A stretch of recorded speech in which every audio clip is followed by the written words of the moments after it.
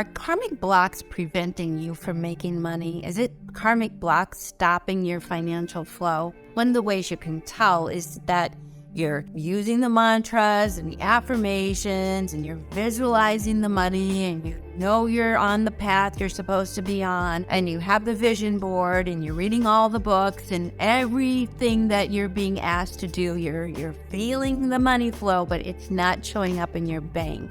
It might be that you have an unconscious or subconscious karmic block to money. And this is what I'm going to help you remove today. So thanks for tuning in. I'm Sonia Choquette. If you enjoyed this video, please like it and stay tuned, because this is going to be one of a 3-part series in how to get your money flowing using your intuition, which is what it's meant for, among other things. And if you really love it, stick around and maybe subscribe. So let's get back to the question at hand. Are you frustrated because you are using all the tools you've been told, read about, you've signed up for, learned about in terms of getting your money flow? You know this is my path. You know I'm doing what I'm supposed to be doing. You're affirming, you're visualizing, you've got your vision board, you're doing everything, but it isn't showing up. Well, I run into this a lot as an intuitive guide and teacher, but what I see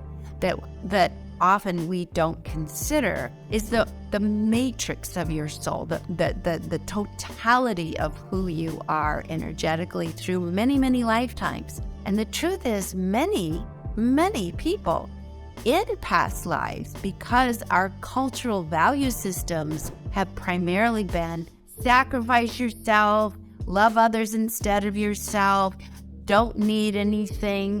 Money has been spiritually vilified for thousands of years. And a lot of us in our past lives, being spiritual and often religious, actually took vows of poverty to affirm, I am a spiritual person. Once upon a time, in many of our past lives, and it could even be in this life, if you have, we carry these things over from lifetime to lifetime. A lot of people, and a lot of times people are really applauded for that. Such a selfless person, always sacrificing for others, doesn't ever ask for anything, lives very frugally. These are the kinds of things that were our payoff, if you will. So that was what made us and our lives feel valuable. Now, probably that actually worked at a certain point in your evolutionary curve and your evolutionary arc, but isn't working for you now. Now consider this. In your past lives, if you took vows of poverty, if you said, this is what I stand for, this is what I put value on, is having nothing, a distancing from money, it's the root of all evil. If you subscribe to that consciousness, well, it probably did get you the rewards of the times. In other words, like I said, the payoff for you was that people admired you and said you were so wonderful, and you got a lot of approval even though you were starving to death. Your ego got a lot of strokes because everybody said you were so wonderful and spiritual. Well, okay, so learn those lessons. I learned not to have. In fact, some of us mastered not to have. And we're done with that classroom. So now you're in a new classroom in this lifetime, because every lifetime is like a classroom, and we carry into the lifetime, just like we carry from classroom to classroom, what we've learned before, while simultaneously meeting the world as it is now to give us opportunity to learn something new. So we have to disavow poverty, and we have to begin to affirm that I love and accept and feel the spiritual value, the spiritual reward of receiving, that I open myself up to by my ability to let the universe love me back. I've proven I can be a good giver, but I have flunked and failed in receiving, or for the most of us, it's a brand new class and I haven't even enrolled.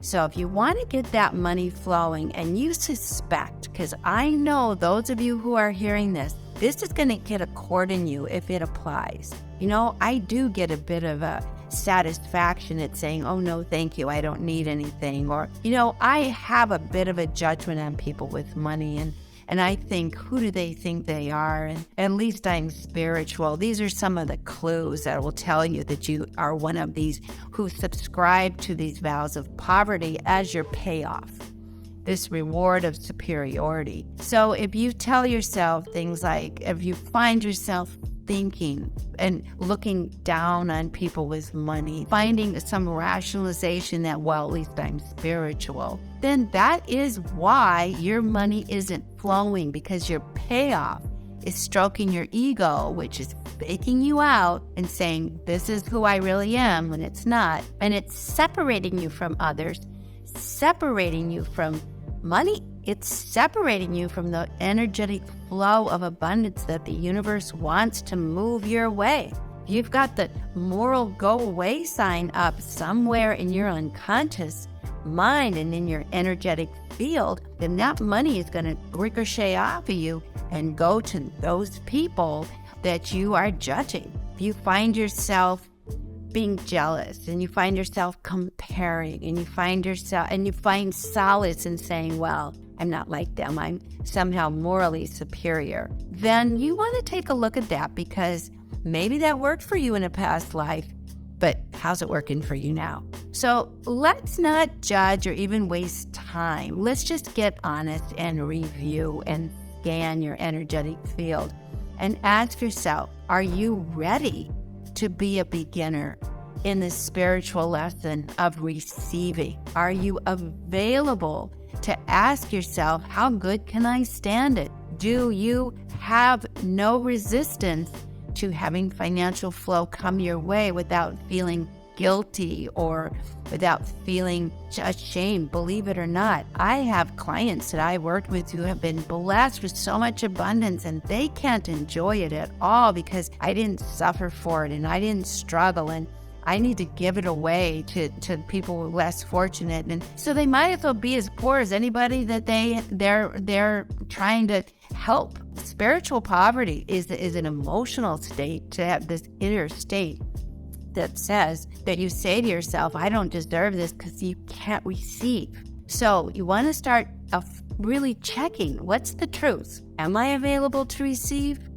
Do I have any judgment on that? Am I unconsciously thinking it's better to be poor and superior? Because if that's the case, you're being paid in flattering yourself, but it's not paying your bills. And it's certainly not bringing you any of the joyful things that a prosperous money flow can bring you. So you want to disavow, to use your words to say, I am open and joyfully receive money. I recognize its blessing, its goodness, and I recognize that it is the universe spiritually blessing me because it is abundant flow, that there is nothing morally superior about denial of the senses, that I can be comfortably abundant without having some moral corruption going on. This is what has to happen, is to take new vows. I vow to be available to all the goodness flowing my way.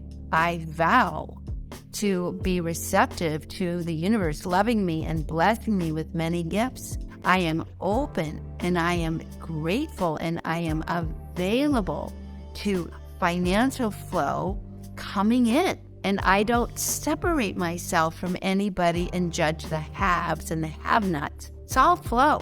Money's like electricity. If you're available for that current to flow through you, it will. And if you shut that circuitry off, it's going to flow elsewhere. And it's not about you're moral or you're better or you're not. It's about you're available or you're not.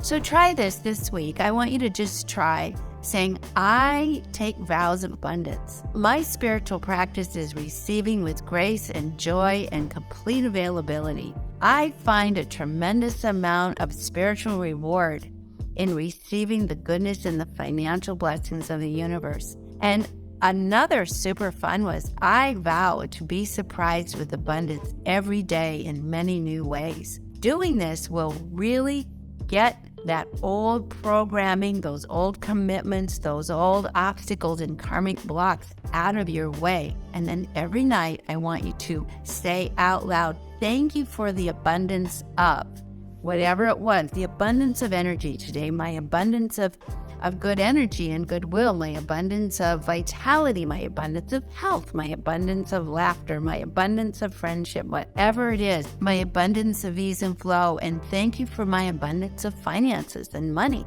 If you say this out loud, that's a vow. It comes from the throat chakra. We vow to either let things open or shut them down.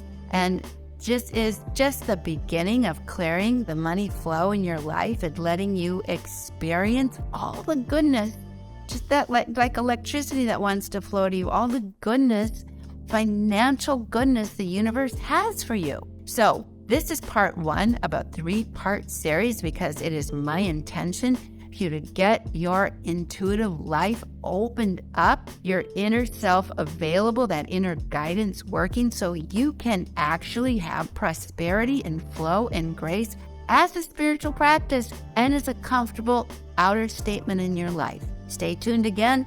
I'll be back with part 2 next time, and we will continue to get this money flow going.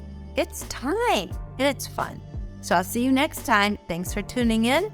All my love. Bye, everyone.